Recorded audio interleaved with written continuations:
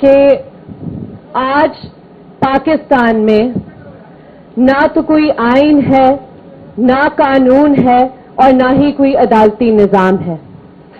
ہم نے دیکھا کہ پاکستان میں جو کچھ عدالتیں تھیں جو انصاف دینے کے قابل تھی، جن میں ہمت تھی فوج کے سامنے کھڑے ہونے کی، ان ججز کو آج سزائیں دی جا رہی ہیں اپنے آئینی اوتھ کے ساتھ لائلٹی شو کرنے کے لیے۔ ایک خوف کا ماحول قائم کیا گیا ہے اس ملک میں کہ کوئی بات نہیں کر سکتا، کوئی تنقید نہیں کر سکتا، کوئی سانس نہیں لے سکتا۔ آج بھی ڈاکٹر مارنگ بلوچ اور تمام بی وائی سی کی قیادت، ان کی لیڈرشپ 4 مہینے سے زیادہ ناحق جیل میں بند ہے۔ 3 مہینے ایم پی او جو کہ ایک کالونیل قانون ہے اس کا غلط استعمال کرتے ہوئے انہیں ناحق قید کیا گیا۔ آج وہ کسی دہشت گردی یا کسی اور مقدمے میں ان کی گرفتاریاں ہوتی جا رہی ہیں، جس طرح علی وزیر اور پی ٹی ایم لیڈرشپ کے ساتھ ماضی میں ہوا اور آج بھی ہو رہا ہے۔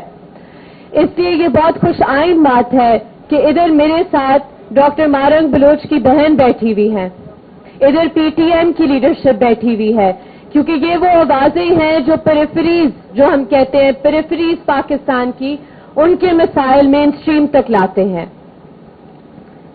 ہمیں طے کرنا ہوگا کہ ہماری ریاست کیا ہے۔ ادھر کہا جاتا ہے کہ اگر آپ فوج پر تنقید کریں تو آپ غدار ہیں، آپ ریاست مخالف بیانیہ بولتے ہیں، لیکن سب سے پہلے تو ہمیں فیصلہ کرنا ہوگا کہ ایک ریاست ہے کیا۔ ریاست کیا ایک ڈپارٹمنٹ ہے جس نے اپنے آپ کو 70 سالوں سے ہم پر حاوی کیا ہوا ہے، مسلط کیا ہوا ہے، جو بلوچ اور پشتون وسائل پر قابض ہے، جو ٹارگٹ کلنگ میں ملوث ہے، جبری گمشدگیوں میں ملوث ہے، مارو پھینکو پالیسی میں ملوث ہے؟ کیا یہ ریاست ہمیں قابل قبول ہے؟ ریاست وہ ہوتی ہے جو عوام کے لیے طاقت ایک ٹرسٹ کے طور پر رکھے، ایک ٹرسٹ کے طور پر ایکسرسائز کرے۔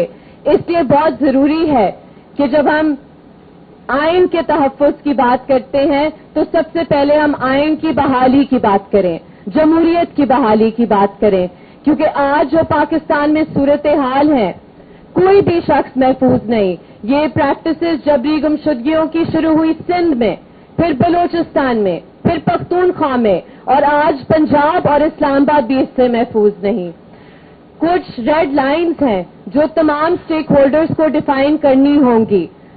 اگر وہ لوگ جو آج جس طرح ہم نے دیکھا ہے پاکستان کی تاریخ میں کہ جب اپوزیشن میں لوگ ہوتے ہیں وہ کہتے ہیں کہ ہم ان ایشوز پر بات کریں گے، لیکن جب اقتدار میں آتے ہیں تو وہی لوگ شہباز شریف، مریم نواز جو آج اقتدار میں ہیں، بلاول بھٹو، وہ بھول جاتے ہیں ان بلوچ ماؤں کو، بیٹیوں کو، پشتون تحفظ موومنٹ کے رہنماؤں کو، ان کے کارکنان کو، 4000 لوگ جو پی ٹی ایم سے آج بھی یا تو جبرن لاپتہ ہیں یا جیلوں میں بند ہیں۔